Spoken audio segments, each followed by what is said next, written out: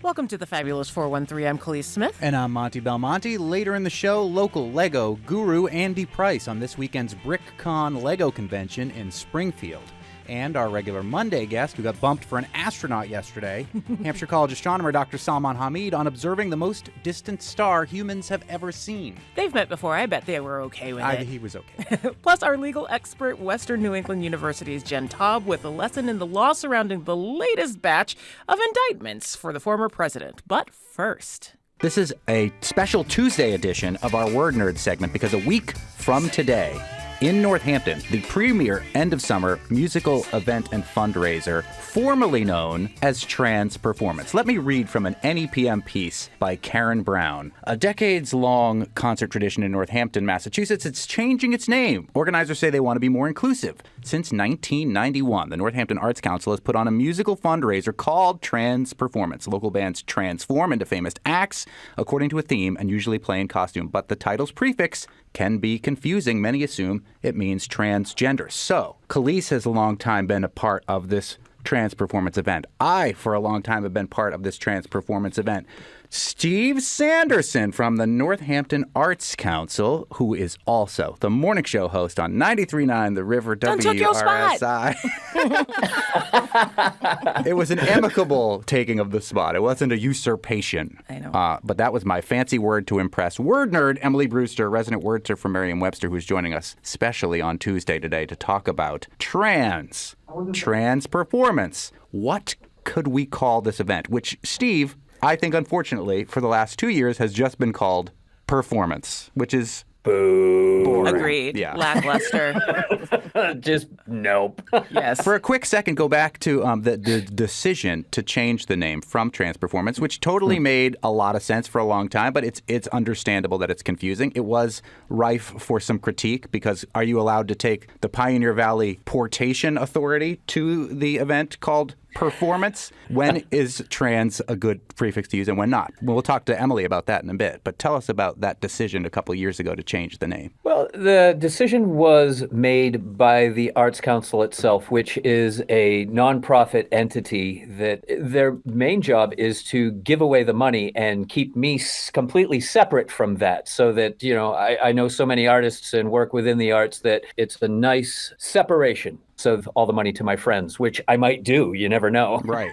So there had been a lot of voices in the council over the years saying, you know, at some point we should really change this, if not for allying with the trans community, at least cutting down on the confusion. And it finally went to a vote and they decided to do it. And here we are. But at the time of the vote, they didn't have an idea of what to do instead. And I begged for us to workshop that before we did it and not announce it right before the show so that it would take all the air out of the room right before the show. But they sometimes don't listen to me. And it was funny because I created promos for a long time for the radio for Trans Performance. And when already those promos were on the air, the name changed. So I took intentionally went through the promo and just silenced the word trans. The only person that was curious about why we did this was a trans person who happens to be on your show every week now, Steve Sanderson. I know. Why would you silence the word trans from this? Like, what's the problem? And so that was an irony that I think might have been unexpected. We're speaking with Steve Sanderson from the Northampton Arts Council, also the host of 93.9 The River's Morning Show, and Emily Brewster, resident wordster from Merriam-Webster. Let's talk about the prefix trans and perhaps the transition that it has made over the years. That's one of your better ones, Monty. I'm not mad at that. Okay, good. I mean, it's a long-standing prefix, right? The prefix trans has been part of the English language for hundreds of years. In recent years, though, the adjective trans has come to be more established, specifically referring to transgender people. So when the adjective trans was first used, it was a really technical term. It was used in chemistry and genetics, had to do with groups of atoms on opposite sides of the longitudinal axis of a double bond, that sort of thing, right? The adjective trans was really something that was used only by a very small set of people on the planet. But then trans came to be used to mean transgender. The word became far more common in general use than it ever had been. You know, it's a term of identity. And so it then carries very different weight to it. it means that it's wise to exercise caution in applying it in contexts that don't relate specifically to the people who identify as transgender, as trans. Yeah, I can imagine new transplants to the area thinking that they're about to go to this amazing festival that features prominently mostly trans people. That's why trans performance in 2023 and even 2021, when the name was changed, could be confusing. So it does feel like a smart move to rethink the name. Not that there was anything offensive with trans performance or the word transition or transformers or any other incarnation of that prefix. Any other place where trans shows up. Steve Sanderson had reached out to us here at the Fabulous 413 earlier this year to say, what if we got the word nerd on and we brainstormed better ideas for a name for trans performance. Now, we mentioned this on the show yesterday, and we had a listener who already reached out with a possible suggestion. Yeah, 2 possible suggestions, actually. Liz Jensen contacted us and had concertion, concert, and then S-I-O-N, a blend of concert and conversion, and metamore music. Ooh. Right? I kind of like that one. That's got some promise. Yeah. Right. Well, This is interesting to me because I was thinking, what about soliciting names for this performance, for this event, and giving a prize of some kind along with it? This is exactly how we got the word scofflaw, for instance. Right. Yeah. There's great precedence for words being created this way. There are solicited coinages. It's also how we got the word youper, referring to a native or inhabitant of the Upper Peninsula of Michigan.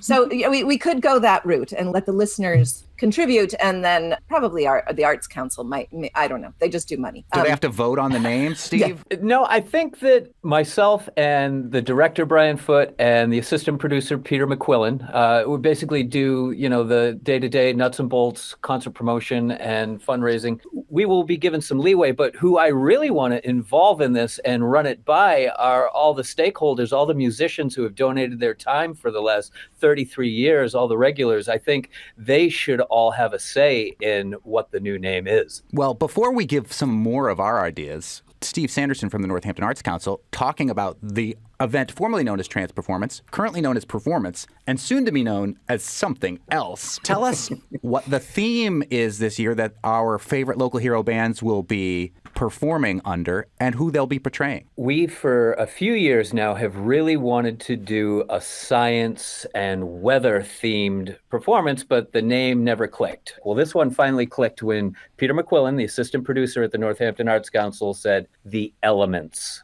Love it. Nice. The Elements is perfect. It gets your science, it gets your periodic table, and it gets your weather, which we all have this weather nut friend who was thrilled. He thinks the performance is catered to him this year, and maybe it is. And he's playing under the name Dave Hayes and the Weather Nuts. I happen to, shameless plug, be drinking from my Dave Hayes the Weather Nuts supporter mug.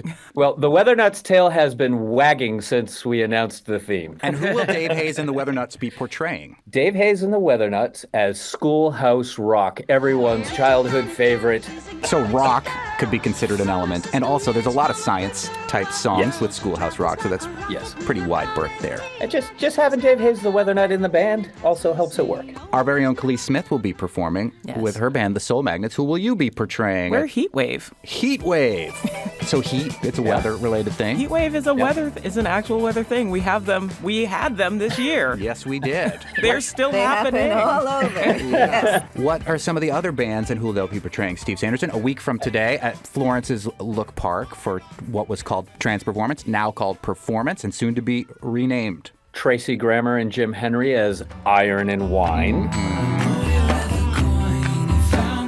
Wine is an essential element for me. Prune is going to be Veruca Salt. I'm psyched about. Very excited. Lisa Bastoni as the Stone Coyotes. So one local hero covering another local hero. That's pretty interesting. And we had a death in the family of the Stone Coyotes that we talked about on this show. And I know you did on your show too, Steve, earlier this year. So that'll be a nice tribute.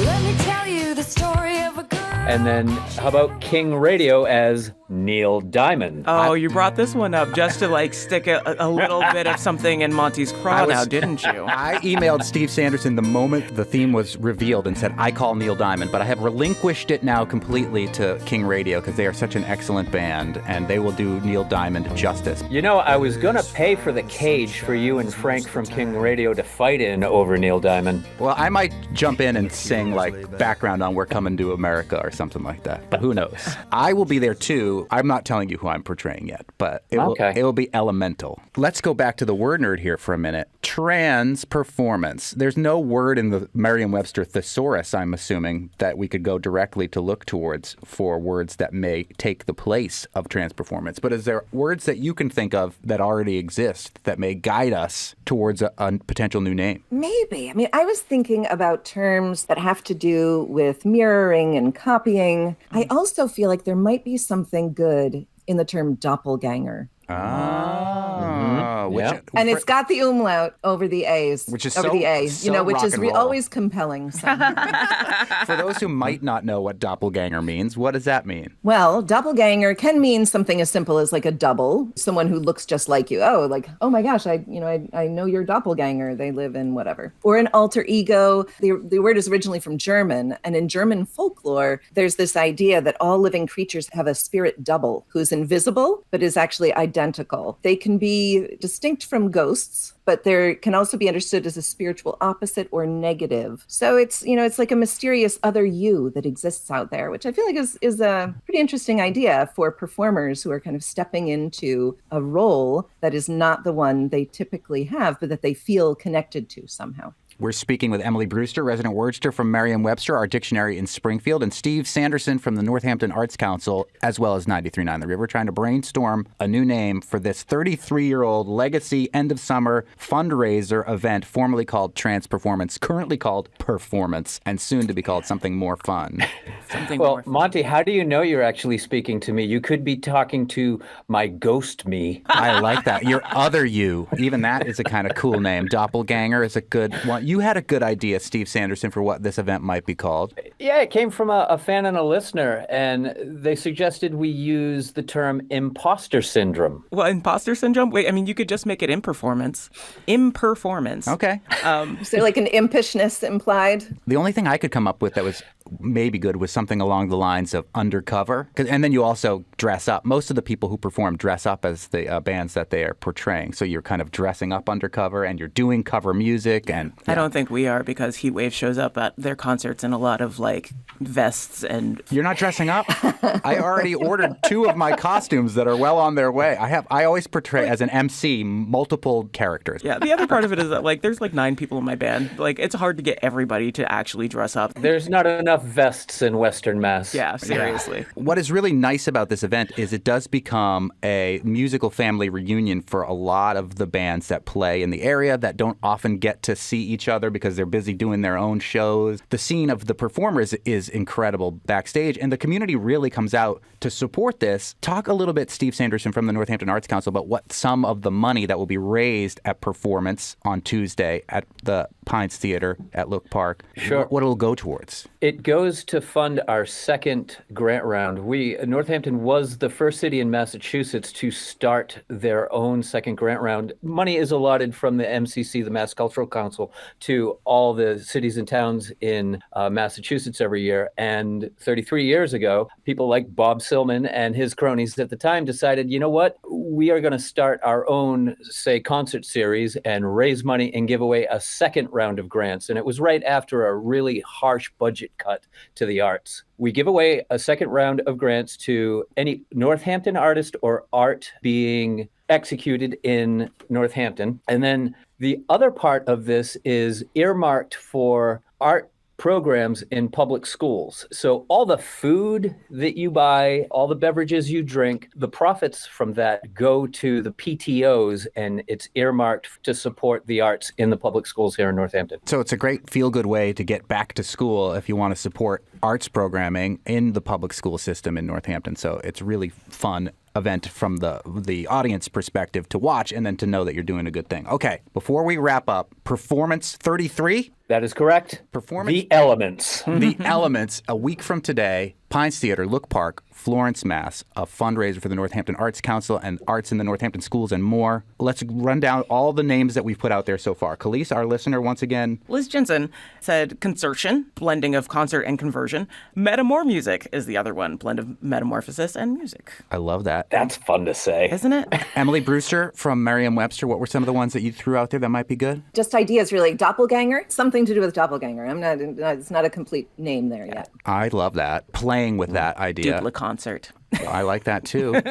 I put out Undercover as a potential one. And Steve Sanderson, what's the one you're working on? Imposter syndrome. Well, we are open to all of your feedback, especially if this is an event that you've cared about over the years. You can send them to us at thefab413@nepm.org, or you can text them. 1-800-639-9120. And we'll forward them along, and then we'll get together backstage and vamp with the musicians to see if we can coalesce around an idea. And as soon as we have one, can we get you back on, Steve Sanderson, to unveil the new name of this incredible event? I would love to. Wonderful. Steve Sanderson from the Northampton Arts Council and the morning show host at 93.9 The River, and Emily Brewster, resident wordster from Merriam-Webster, joining us a day early to talk about the event performance that happens a week from today. Thank you both so much. Thank you. We may have the band performing as Neil Diamond on for Live Music Friday. Later, No promises. I might sing along. Later, Hampshire College astronomer Dr. Salman Hamid on observing the most distant star humans have ever seen. Plus, our legal expert, Western New England University's Jen Taub, with a lesson in the law surrounding the last batch of indictments of the former president. And next, local Lego guru Andy Price on this weekend's BrickCon Lego convention in Springfield. You're listening to the Fabulous 413 on NEPM. Welcome back to the Fabulous 413. We are talking Legos and the Brick Convention, a Lego fan event coming to the Mass Mutual Center in Springfield this Saturday and Sunday. Will the Mass Mutual Center be built out of Legos? I think maybe. Our guest has submitted a delightful bio, which reads, quote, Andy Price hails from Liverpool, England, and has lived in the States for the last 26 years. He works in IT and has two major hobbies. The cheaper one is performing and being involved in community theater, where he has acted in many local theaters in the region. The expensive one is Lego, and he has loved it since childhood in England. Over the last 15 years, Andy has been building up his repertoire of Lego buildings and taking them to conventions and other gatherings in New England and as far as Virginia and Pennsylvania. He's been scouted twice to be a contestant on the hit Fox show Lego Masters, but politely declined, as he likes to take his time in builds, but he does have the personality for it. He's excited to have a convention come so close to his home in Granby, Mass., where he lives with his delightful wife, Nancy, and their assortment of cats, owned and fostered. Thank you so much for joining us, Andy. I love that bio. A lot of people have bios on their websites and things, but they're not usually as much fun as that. Well, I enjoyed writing that bio. It must be the theatrical, things in me. It's just a little bit of the flair. And you actually suggested this as a topic for us. And when it came in, I immediately went, oh, yeah, no, we're doing the Lego thing. Yes. And I tried to get my 10-year-old son to be part of this conversation, as he has spent most of his expendable 10-year-old money on Legos. For the entirety of his 10-year-old life. But what was the first Lego set that you were building in Liverpool, Andy? Way back when. This was when the Lego sets had 3 numbers. That was like ages and ages ago. The early 70s. I think there were some small little buildings and stuff. Minifigures were not even a thing yet. They just invented vehicles. And I just like to build towns and vehicles and stuff like this. And I still have a lot of those things lying around. Oh, of the older sets? Some of the older sets. Wow. Yeah. Are those old Legos valuable now, where they're not necessarily associated with intellectual property that may have come out with the package set? Yeah. Sometimes it's like with a lot of things. If you still got them in the original package, mint in set, some of them can be expensive. And even some of the newer sets, if you got the mint in set and you saved them, they're shooting up in value. Indeed. Yeah, there's a lot of the limited, especially the flower arrangement ones and the architectural ones that just go. Yes, they do. So this is the Brick Convention, a Lego fan event. Yes. But this is not officially an official Lego event, right? Can Correct. you differentiate between that and how and if Lego itself is involved? Yeah, sure. Lego doesn't sponsor these kind of events. They're all run by fans of Lego. Some of us are known as AFOLs, adult fans of Lego. Just so as you know what that means. And T falls for the teenage version, and K falls, and so on and so forth. We're all run by volunteers, and we just do it because we love the brick. And Lego sometimes at the bigger conventions may donate a few prizes and stuff for raffles and giving away and all that kind of stuff. But in general, no. This is run by the fans because we love the brick. And sponsored by a couple of companies that do like their own builds, like their own kits that you can get. Some of them are really, really impressive. I was, again, showing Monte the wealth of photos of things that are possible, like mosquitoes in amber. Like, oh, yeah. Some incredible stuff that, and it's funny to me that the way that like Bricker builds, which I believe is one of the ones that involve, they have to use the Spirit Halloween way of describing these things, so they can't necessarily call it like exactly. Star Wars. It's called In a Galaxy Far Away, or that kind of thing. Yes. So that's a lot of fun. This is at the Mass Mutual Center in Springfield this Saturday and Sunday, if the Mass Mutual Center is built in time. Yes. Because you are building the Mass Mutual Center out of Legos, right? I am. I thought it'd be rather fun, in a kind of like a Britishy kind of way. It'd be rather fun to build the building that the exhibition is going to be at. Yes. Don't you think? Oh, absolutely. And so, being the procrastinator that I am, well, I'll tell you about that later. But I was actually a producer and a house manager for a local production of Cinderella, for a few weeks. And so that was taking up all my time. I kept procrastinating starting this build. I thought, we'll get it done. Finally started last week. So I've still got 4 days, right? Yeah. Tuesday. Plenty of time. Yeah. Rome wasn't built in a day. Oh, No. Come on.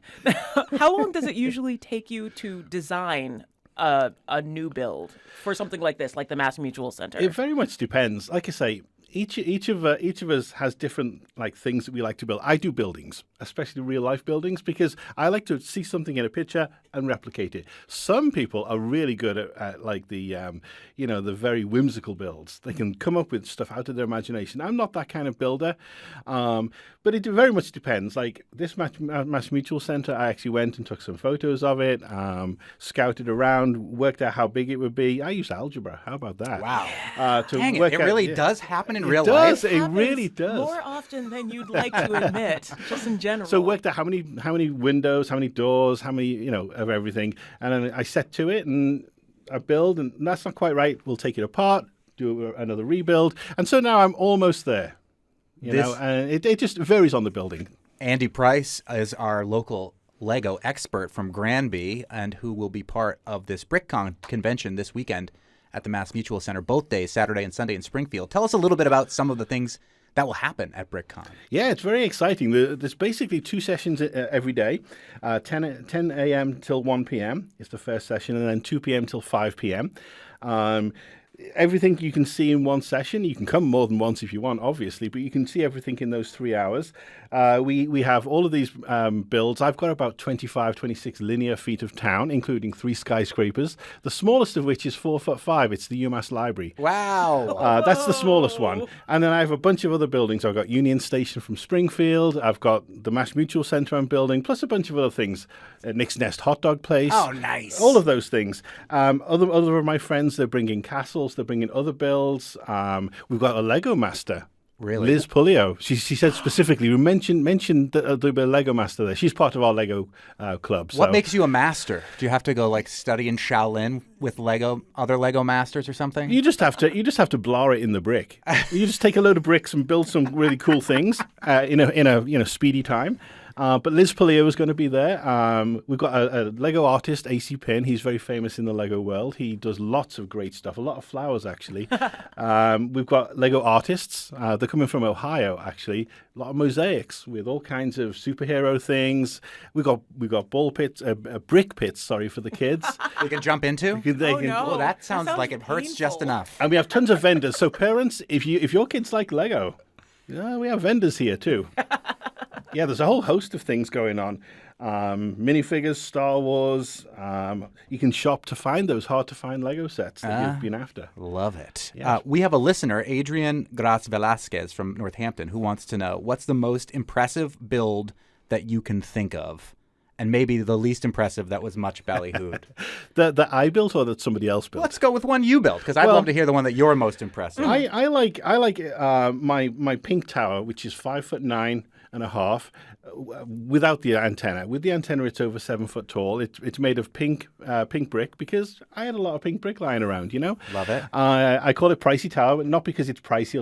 Lego is, but my surname is Price, so Pricey Tower. Got it. So that's kind of impressive. But I like the UMass Library. It's kind of iconic, especially for around here. And yeah, it's you have to move them very carefully. You build them in sections and you pack them away nicely in boxes. And then when you get to the other side, all the bits that have fallen off, don't worry about it. It's Lego. You just put it back together. So you don't try to spray them and try to make them solid forever. That's cheating. It'll take me about a day or so to set up on Friday. Wow. It'll take you the whole day. Whole day. Yeah, to get ready. That is incredible. Do you know how big the biggest piece that's coming to the convention is? I don't, but the Lego artist, there's lots of mosaics going to be there, and there's a lot of things from AC Pin. Like I said, my particular town is going to be about 26 foot long on a corner. We have a layout that's about, I'm not sure the dimensions. It's the Greater New England Lego Train Club that we've done collaboratives with before. They're going to have a working railway with town buildings, and that I think is about 40 by 30. It's a big layout. And then Rhode Island Lego User Group is coming up, and they've also got one around about the same kind of size. If you're unsure, come on Saturday and Sunday and find out. I love that within this fandom, there's an even more specific fandom that does like... Oh, yes, definitely. So there's Lego builders and then specifically Lego train building. They're very staunch about their building. They like their realism. They get these trains. You look at them and you think, no, that couldn't possibly be Lego. And you look close and everything, the motors, the chassis, everything is Lego. That's unbelievable. Andy Price from Granby, who is part of the Brick Convention happening at the Mass Mutual Center in Springfield this Saturday and Sunday. It's also a part of a fundraiser for Creations for Charity. Can you tell us a little bit about Creations for Charity? Yeah, Creations for Charity is at a lot of the Lego conventions. It's an all-volunteer non-profit organization that buy new Lego sets for underprivileged children around the world during the holidays. That's so good. I love it. I know, I love it too. I love it so much. We spread the Lego joy.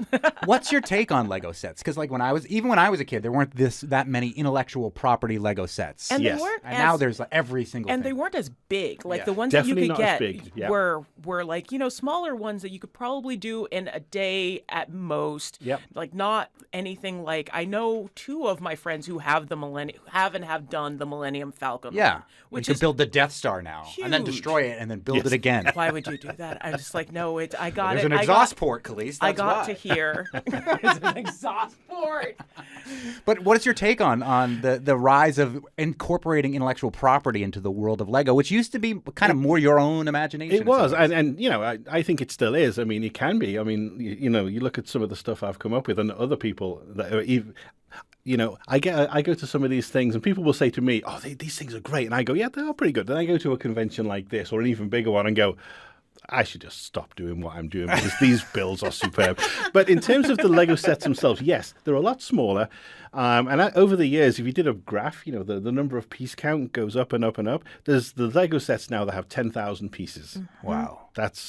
It's getting bigger and bigger, more expensive. But it's great quality. I can take Lego pieces, and in the Mass Mutual Center, I've done this. I've taken Lego pieces from the 1960s that are not made anymore and incorporated them, and they fit perfectly.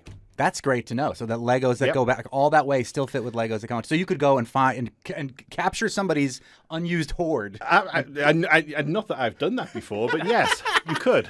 Have you not done that before? Because my family has. Well, like gone to yes. an estate and just picked up somebody's it's pile usually of a Legos? hand-me-down from like my nephew who grew out of them, and then he I shows do up mine with them. legally by tag sales, and, okay. and sometimes friends will say, "Hey, you're into Lego. Would you want this?" Oh, well, I couldn't possibly refuse. So I will take the Lego and incorporate it into my stash. My wife avoids going into my Lego room and into the garage because it kind of spills over. Do you have them separated by like color and type, all the bricks, yes. just to make it easier for yourself? Yeah, once we got rid of most of the kids, I was able to get a Lego room.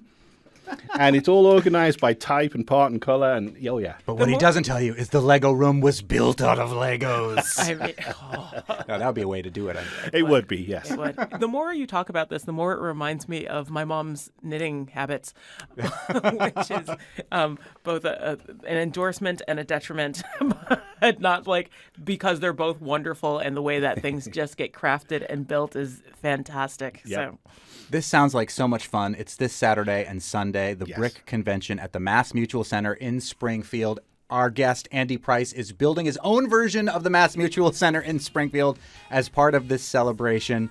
It's both Saturday and Sunday. Thank you so much. And thank you. It's been a pleasure and a joy. Thank you. It's been a lot of fun. Right on. Later in the show, Western New England University's Jen Taub breaking down the Lego build that might be the last of Trump's indictments. We'll see. I don't know if your state also wants to indict him. Get on that train. But up next, observing the most distant star with Hampshire College is Mr. Universe. It's Dr. Salman Hamid. You're listening to the Fabulous 413 on NEPM. To boldly go where no man has gone before. Time for some more kitchen table astronomy with Hampshire College astronomer Dr. Salman Hamid, Mr. Universe. Apologies for having to bump you from our regular Monday slot on the show, but you got bumped by an astronaut, so I figured an astronomer would be okay with that. It's an honor to be bumped by an astronaut. And you're going to go see the movie at Amherst Cinema on Thursday that talks about how hard it is to say goodbye to somebody like when they go to the International Space Station. You know, so The Longest Goodbye is the movie. So yeah, I mean, I'm really looking forward to it. These are some of the things that we will have to really think about, even looking for colony settlements on the moon, but certainly for Mars. It's a hard problem. Well, the moon and Mars are relatively close by, but what we're talking about today is the farthest star. Yes, so Monte, last year, Hubble Space Telescope, Which is still kicking it, still doing good things despite having a fancier brand or new space telescope out there with James Webb. yeah, Hubble is still there, and a lot of respect for that, by the way, like, you know. But anyway, last year it detected the farthest star from the Earth. And we are not talking about a galaxy. So oftentimes we talk about, hey, we have found like this smudge, which is the farthest galaxy in the universe, so on and so forth. No, we are talking about a star, 12.9 billion light years away. Or in other words, its light started when the universe was only 900 million years old, and its light just got to us. And we are talking about a single star. How did we observe this? How did both Hubble and now James Webb observe this? Because it got a boost from one of our favorite forces. Right, so this is actually one of those crazy things which, I mean, you know, you have to salute to human creativity and the universe. I mean, don't forget the universe. Sometimes the universe gives you a gift. That's Not right. necessarily in an astrology kind of way, in an actual astronomy kind of way. That's right. So gravity can bend light. So this is again going back to general theory of relativity from Einstein. But the key context is that we have figured out that if you have a large mass, say for example, of galaxies, which are called galaxy clusters, they can actually bend light from objects that are farther away from it. And if you bend light, basically you create a lens. So just like how your glass lens does, what a glass lens does is changes the direction of the light. In the same way, mass can do the same.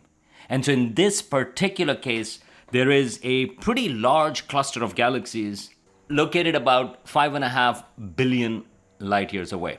But as you can imagine, there is a lot of universe behind it.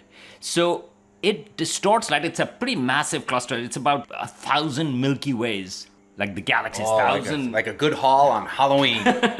So 1,000 Milky Way galaxies can fit in, I mean, in terms of mass. And so it bends light from whatever is coming from behind it. And as it happens, one of the galaxy lights, it's an arc, which is called sunrise arc. As it happens, in this arc, you see two clusters of stars, and in between, there is a single star. And astronomers, when they used the Hubble Space Telescope, they actually looked at its distance, and it turns out to be that this star, which they named it Earendel, from Lord of the Rings? Lord of the Rings and prequel, Silmarillion. As it turns out, it was also in Old English, it means sunrise or the morning star. But this particular star, it just happens to be lined up in a way that its light is being magnified, and we on Earth can see it.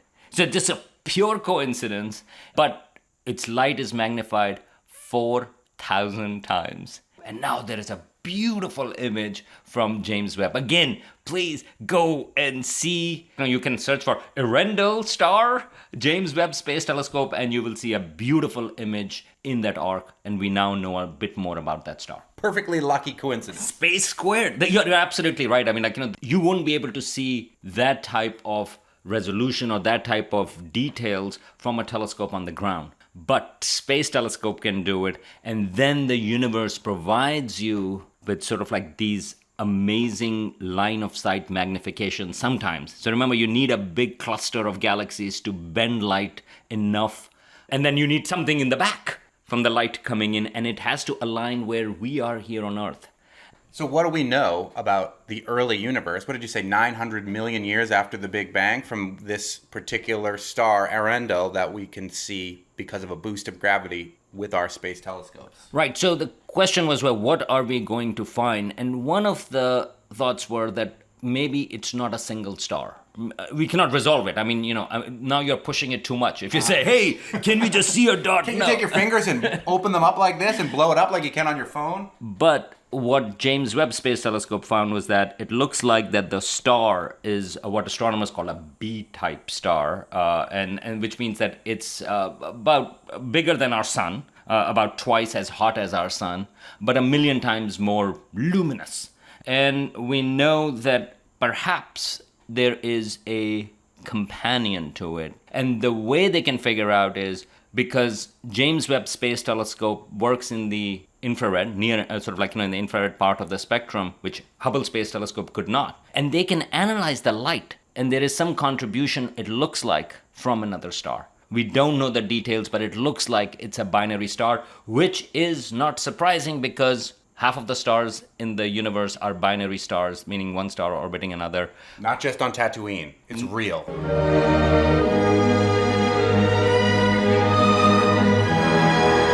That's exactly right. And especially like big stars, they also have a binary companion. So that is not surprising at all. But it's really cool that we can actually tell, like, hey, here is a star whose light started 12.9 billion years ago, and it's a binary star. That's actually pretty cool. I should also add that, remember I mentioned sort of like there were also 2 clusters that they found? Well, James Webb Space Telescope has also analyzed the light from these 2 clusters. As it turns out, these are where new stars are forming. One of the clusters is less than 5 million years old, meaning to say it's very young. But the other cluster is actually probably it's more than 10 million years old. But it looks like that it's a cluster that is stable. So what has that got to do with us? Well, this is a way we think that globular clusters, these are clusters of stars, sometimes about 1 million stars or so, and many of them are in our own galaxy also. And we think that is how they formed billions of years ago in our Milky Way as well. And here, by looking so far away, we are seeing a globular cluster in some sense in the process of formation. So by looking at this gravitational arc, we are seeing information potentially about how our own galaxy was formed.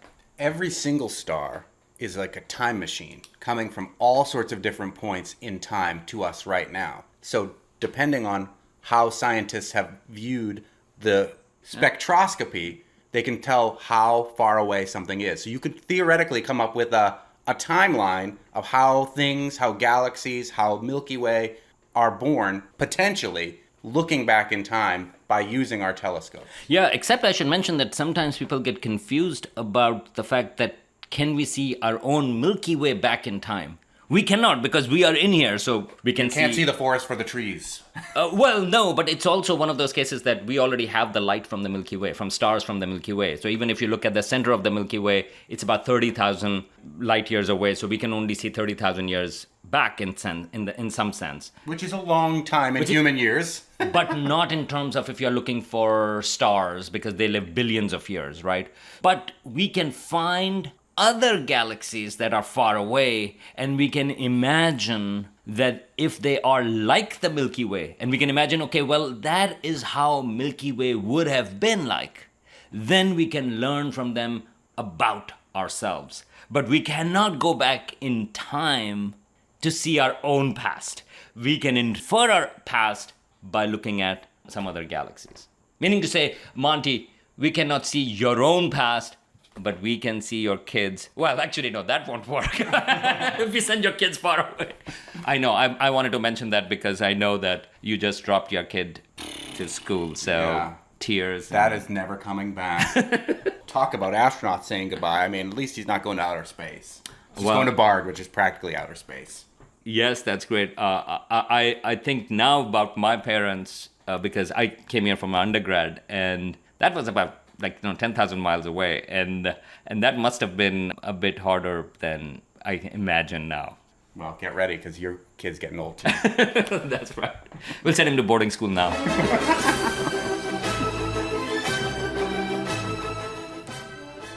Up next, a brief law lesson using the example of a former president's legal troubles with Western New England University's Jen Taub. You're listening to the Fabulous 413 on NEPM. Welcome back to the Fabulous 413. Jennifer Taub is a legal scholar and advocate whose writing focuses on follow the money matters, promoting transparency and opposing corruption.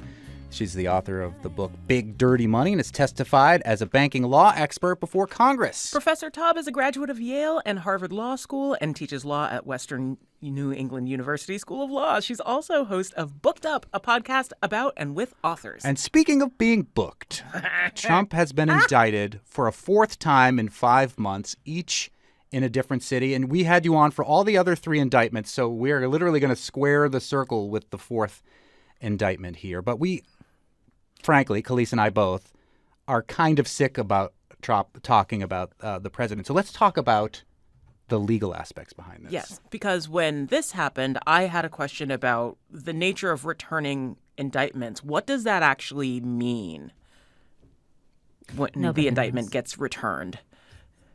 Okay, so it's interesting, right? Because if any of us have any experience, unfortunate experience perhaps, with the criminal justice system, most of us think about, oh, that person we know got drunk, got in a fight, got cuffed, got taken down to the jail, got charged, and maybe they had to show up in court after that, after they made bail. And no one ever says anything about an indictment, am I right? Right. I mean, you don't usually hear that. And so indictments, either at the federal or state level, are formal charges where a grand jury, which is different than an ordinary jury, a grand jury is used to bring charges, but only in more serious cases. So at the federal level, by the Constitution, if you're charged with a felony, a grand jury has to meet, has to receive the evidence presented by the federal prosecutor and vote whether there's what's called probable cause to issue that indictment. There's an expression that a jury would indict a ham sandwich. That's funny, I think, because my being Jewish, I think a lot of lawyers are Jewish and ham sandwiches are obviously not kosher. So of course they'll be indicted.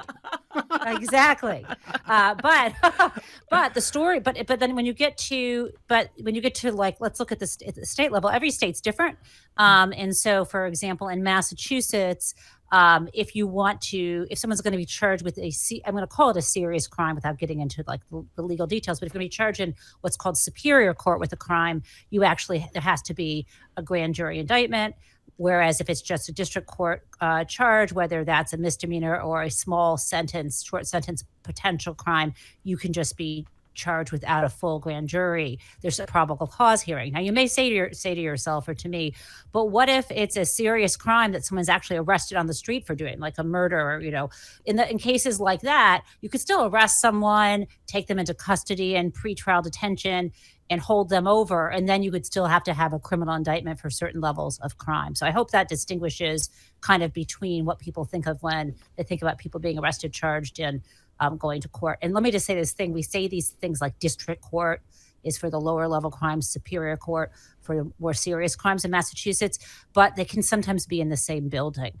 So if you guys are in Springfield, there's that courthouse on State Street. It houses the district court and the Superior Court.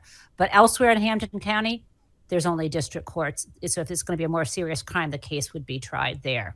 Right. I actually sat on a grand jury in Franklin County. It was a totally eye-opening experience, and it gets you to see the behind the scenes. It both gave me more faith in the legal system and in some ways less, because, as you said, Jen Taub from Western New England University, a grand jury would indict a ham sandwich, meaning they're going to try to think of every single crime you could have possibly committed, because you're not looking for proof beyond a reasonable doubt at this legal barrier right here. And that makes let me just say the other thing, they don't have rules of evidence don't apply in the grand jury. Right. And keep also in mind, you don't have your defense counsel there. It's a charge. It's the same thing as like, if you're arrested on the street, your lawyers don't show up and negotiate whether you're cuffed or not. Same thing, at a grand jury. You know, it's one side, it's the prosecution. You will later challenge maybe the indictment and try to get it dismissed, or you're probably going to just have to face trial or a plea deal. And what was disappointing to me is that so many times you hear about a police officer who's been involved in some sort of crime, but a grand jury does not return an indictment, when most of the time a grand jury would indict a ham sandwich. So it gives you that other view on what goes on behind the scenes legally. And Am I allowed to make pork jokes now or not? I'm sorry. I don't. That's just a 60s. I'm for law and order. I support the Capitol Police and the police, generally speaking. There's a lot of problem with police brutality, so I'm not saying all police officers are good. I'm just saying I shouldn't have made that joke. Well, you did. And let me explain why that's the case, though. If the prosecutor does not want to get an indictment, they can do they can phone it in. You know what I mean? So this is, of course, as we're hearing all over the place, a historic moment. I think what sets this apart is that it's in state Georgia's jurisdiction, so that he could not pardon himself, or no one could pardon him, both on a state or federal level, right? I wouldn't say no one. So in Georgia, the way the pardon system works is there's presently under their law a pardon board. And in order to be even eligible for a pardon, you would have to serve a certain number of years of your sentence. Now, of course, that law could be changed. But right now, that's where that law stands. Is he going to be behind bars without bail? That is what a lot of people seem to be thinking might actually happen within the next 10 days, which is the amount of time he has to turn himself in. I used to believe it wasn't possible, and now I think it's highly probable. Wow. And let me explain. So his first opportunity to be in jail will be at the actual arraignment under this Fulton County indictment. All 19 of the defendants, including Donald Trump, have to show up for their arraignment by next Friday at noon, or they have to make arrangements to show up by next Friday at noon. So it could be before that. And what the sheriff has said in Fulton County is, he's like any other defendant. We will require a booking photo, So what my understanding is, booking photos are done at the jail. And so is fingerprinting maybe. So the question is whether, as the normal process is, you're held over in a jail while that happens, even if it's a couple hours or 20 minutes. So he may actually be in there. Now, of course, they're going to have to yield to what the Secret Service requires. The other thing is pretrial detention. Every state is different.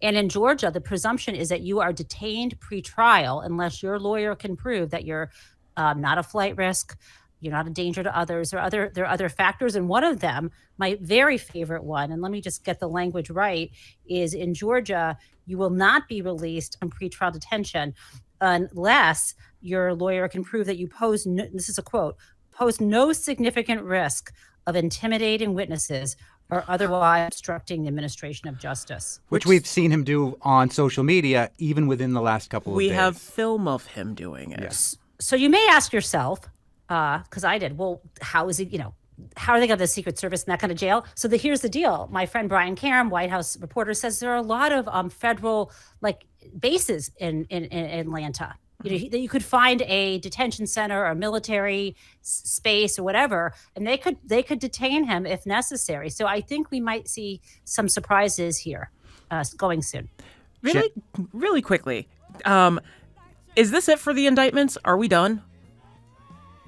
I don't know. I mean, there may be some obstruction indictments, but this is, I think, there could be a superseding here or there. I think being twice impeached, quadruply indicted is quite enough. I've been waiting to say quadruply since thrice went out of fashion last night. Nice. Yes, and it's amazing. But I just want to say this is jaw-dropping, shock and awe, and I really think she did an impeccable job with this. And I would say that Fani Willis is the bad A Barbie, and I would say Jack Smith is just Ken. Thank you, Jen Taub. We'll see you tomorrow on the Fabulous 413.